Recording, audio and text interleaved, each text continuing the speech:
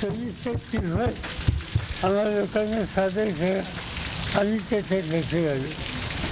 शिक्षकांना त्यांच्या प्रश्नाची सोडवणूक करण्याला ज्या ज्या वेळेला आम्ही लोक सत्यच होतो त्याच्यामध्ये मदत केली.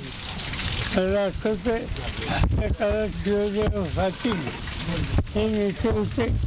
आणखीन काही लोक नेतृत्व करत होते आणि त्या सगळ्यांशी बोलून आम्ही शिक्षकांच्या प्रश्नाची त्या काळात लक्ष घातलं. एक अत्यंत महत्त्वाचा निर्णय त्या काळात आम्ही लोकांनी घेतला. केंद्र सरकार जे देईल ते महाराष्ट्राच्या कर्मचाऱ्यांना दिलं. त्याच्यासाठी कधीही संघर्ष करायची वेळ तुम्हाला लोकांच्या आलेली नाही. आज जे 4-5 प्रश्न आहेत त्याच्या बाबतीत आम्ही राज्य सरकारशी बोलू. पण तुम्हाला एक गोष्ट मान्य करावं लागेल. आता तुम्ही कधी विचार करा. तुम्ही 2009ला अच्छा 2002 81 वर्ष झाली आता.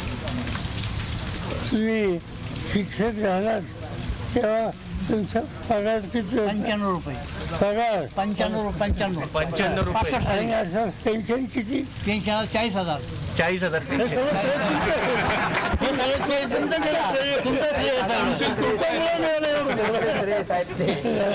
सगळं माहिती. पण आज त्याच्यात सुद्धा काही गोष्टीची सुधारणा करणं आवश्यक आहे. जरूर आम्ही लोकसभेत लक्ष देऊ सुदैवानं. आज ज्या सरकारने किंवा सगळ्यांना या निमंत्रित केलं त्यांना मी धन्यवाद देतो. आज लंके साहेब तुमच्या सगळ्या कामात लक्ष घालतात. तसंच म्हणजे हे स्वतः गुरुजी हे शिक्षक आहेत. मला असं कुठल्या तरी शाळेत आणि त्यांना काढलं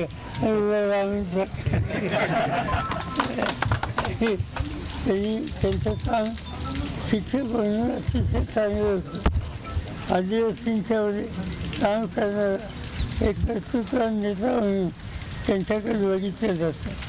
आणि आम्हाला आनंद आहे की तुमच्या त्यांच्या सगळ्या प्रश्नात त्यांचंही लक्ष असतं.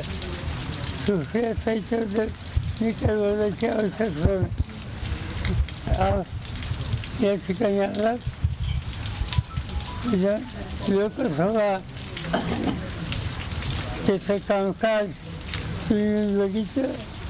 खरं सांगायचं म्हणजे इतके फासेस कुणावर येत नसतात. मला आश्चर्य वाटलं. आता मी अनेक वर्ष इथं आहे पण 5-10 लोकांच्यापेक्षा जास्त फासेस आम्हाला कधी मिळाले नाही. पण लंकेंनी काय गरज केली वाटते. आनंद आहे की तुम्हाला लोकसभेचं कामकाज बघता आलं. दिल्ली बघता आली. आजूबाजूला कदाचित तुम्ही जाणार असाल. आयुष्याचा उतरतीचा काळ आहे. तर आनंदाने आपण जगूया. हा देश बदलतोय तो कसा बदलतोय पाहूया. आता isakal.com आहे देशातील नंबर 1 ची मराठी न्यूज वेबसाईट. प्रत्येक अपडेटसाठी isakal.com ला नक्की भेट द्या.